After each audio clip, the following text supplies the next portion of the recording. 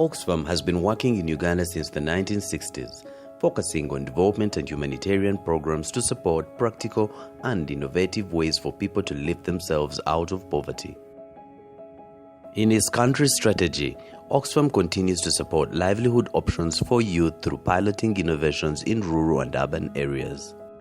We target vulnerable groups, especially women and youth. Our work on youth is informed by the demographics in Uganda, whereby 48% of our population is under the age of 15, 78% is under the age of 30, of which above 75% are either unemployed or underemployed.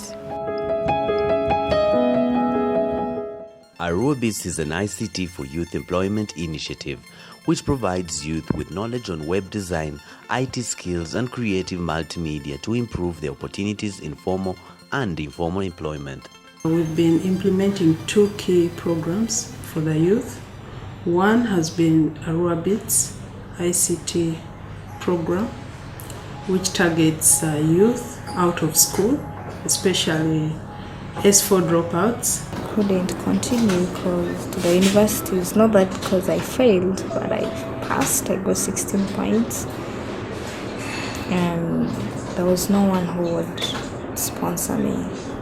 Of course, we are in a digital age where young people actually respond faster in the digital application than any other thing because they see their product. Now I can say I'm a professional web developer. People relate to me as a video producer, and I got so many connections here and there, and yeah, I would say I'm in a better spot now. The training also puts emphasis on life skills and targets vulnerable youth mostly from the informal settlements, who are faced with many socio-economic challenges that hinder them from progressing in life and making meaningful contributions to their societies. We've attracted youth from 8 districts in West Nile region who have enrolled through the program, and we use what we call the BITS Academy curriculum. We started learning other programming languages like JavaScript, went through PHP, and again they introduced us to content management system, that is CMS, use of WordPress, using Joomla, stuff like that.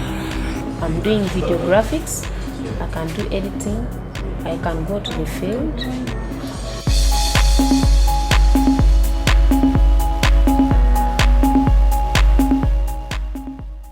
When he watches it, he will be too curious, want to know how can a battery and the phone move, but when you come to motion, everything is possible.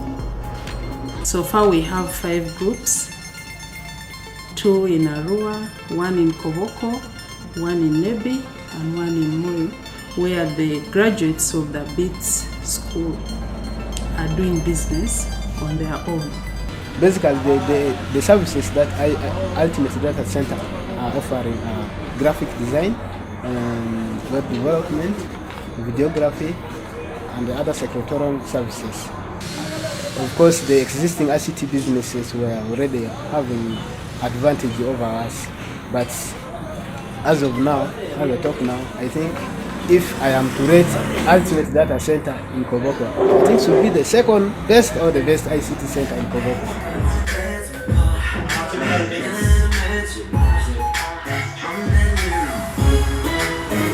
I'm a student of Arubis, currently doing my internship with Source 5. I'm also on graphic design. You can see we design things like poster. I made this myself, that, all this we design at Source 5. You need the best place for your poster, come here at Source 5, we deal with you practical. Single like Maxine, I'm a happy in the days. Internet Now, run by the social enterprise Simfa Uganda, is the other ICT for Youth initiative providing ICT training, employment opportunities and agriculture market information. Simfa Uganda was created by the Internet Now funded OXFAM project, whose main objective was to impact and enhance livelihoods in the Northern Uganda using information technology-driven approaches. We have so far until end of last year, 2015, employed up to 717 youth in microwork. We have trained 6,042 community members in basic ICT. Being an ICT student, I picked up the advantage of working with SINFA Uganda immediately after my graduation. I am so happy and so optimistic of the opportunities I've gotten within the organization. I serve the organization. I'm happy of what I'm doing, and I love what is going on. I stand a high chance of getting more opportunities within the organization. In BPO currently, we've recruited and employed over 1,000 people that have gone through our hands. They have gained IT skills and other managerial skills that they can employ within the rest of the world. We are working with 9 farmer groups in 3 sub-counties of Paicho, Awach and Kochgoma. Out of these, up to 1,000 of them have enrolled on our online marketplace called the Commodity Source Platform, where they're selling their products and being able to access better markets and better prices.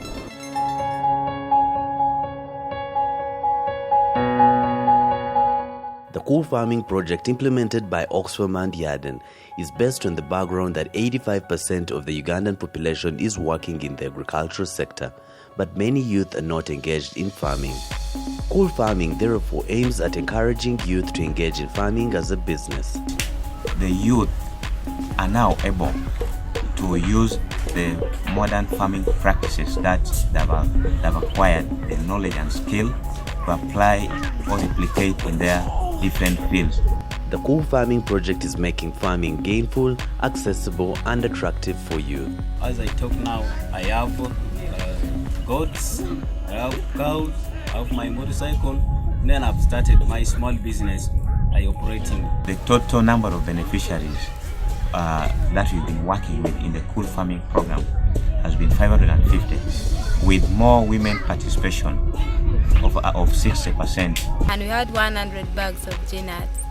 We sold it to a certain man at 95,000 each bag, and we got 9,500,000 as group. And out of that money, mine was 1,900,000. And that money, I used it. I bought a bull and an ox plow of 250,000.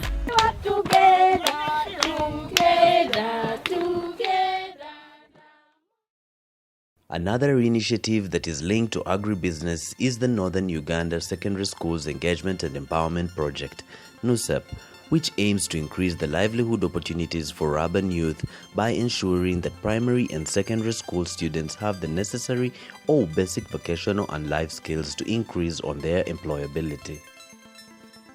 We've been working in schools through school clubs. We formed a number of clubs, we have the catering clubs, we have the building clubs, we have cool farming clubs, and this look at specific enterprises or activities. For example, in the catering, they are able to bake cakes, they are able to even sell. Those involved in cool farming are now producing, for example, processing honey, because they were able to put up some beehives. Apart from the improvement of the diets, the level of discipline of the members, the level of cooperation of the members, the cooperation within the cool farming club and other clubs within Pakwacheses was generally improved. It's also contributing to retention, because when the students see something interesting in school, they tend to remain in school. Young at Heart is OXFAM's innovative initiative that is aimed at promoting youth as active citizens. It employs an innovative co-creation methodology of 3 labs: the exploration, innovation and campaigning labs. So when we targeted these young people under the Young at Heart, we are interested in them telling a story of how they have been able, first of all, to do the things they are doing on their own without any other external inspiration. But above all, we are also interested in getting them involved in speaking out to issues that inhibit or prohibit young people from participating in their own development and in the development of their communities. These issues of I don't have a job, I'm unemployed, I must go around, get marundi and I cheat. Whose money are you spending? Still the little one you have it in your pocket. You're not spending government's money. Now what if you start saving that little money that you're having? We have papers but no work. Okay? So we wanted to start something that would be an example to the rest of the youth out there who don't want to do constructive stuff.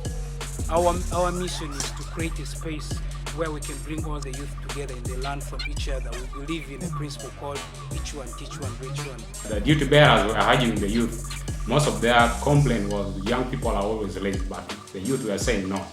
We have the knowledge, we have the skills. Where are those jobs? Many of us are not trained to the usual fact that youth are the leaders of tomorrow. In our way, we think that leadership starts right from when the person is born. So the youth are as much the leaders of tomorrow as they are the leaders of today. So I think the issue of voice is critical, and that's important.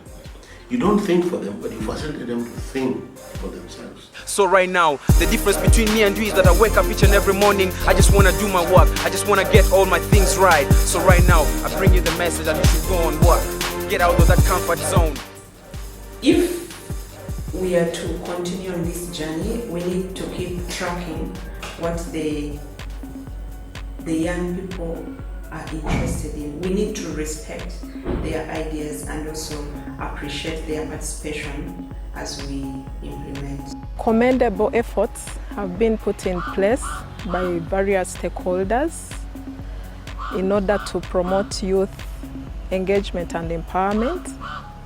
However, a lot more still needs to be done because the problem or the plight of young people still exists. That is, unemployment and poverty still exists, and therefore we call upon government and all other stakeholders to strengthen youth engagement and empowerment. The biggest potential of the country is in its youth, people who are under the age of 30.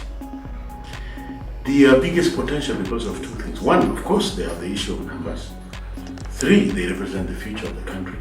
And 4, they are also a big asset in terms of energy, in terms of creativity, and in terms of the potential for them to learn new things and therefore be part of the transformation of the society. And that is why we look at the sectors that we think are critical in transforming these youth. Of course, you look at the skills in terms of the education system. Is it responsive? Is it building citizens that are useful? You look at opportunities that are coming out of the emerging digital age in this era, in this century. The whole issue of ICT skills, are they prepared not just to be useful within their locality, but also as part of global citizens? Are they part of that transformation? The second area, of course, is in the issue of not just the skills, but also the life skills. The ability to communicate and to ask, to make demands of their rights, but also to relate with the wider world with confidence. In terms of civic competence, how do they engage, for example, what is topical at the moment in terms of the political process, the governance process, the policy design processes, how are they involved? These are the issues why we think the issue of youth is critical for our vision of the world of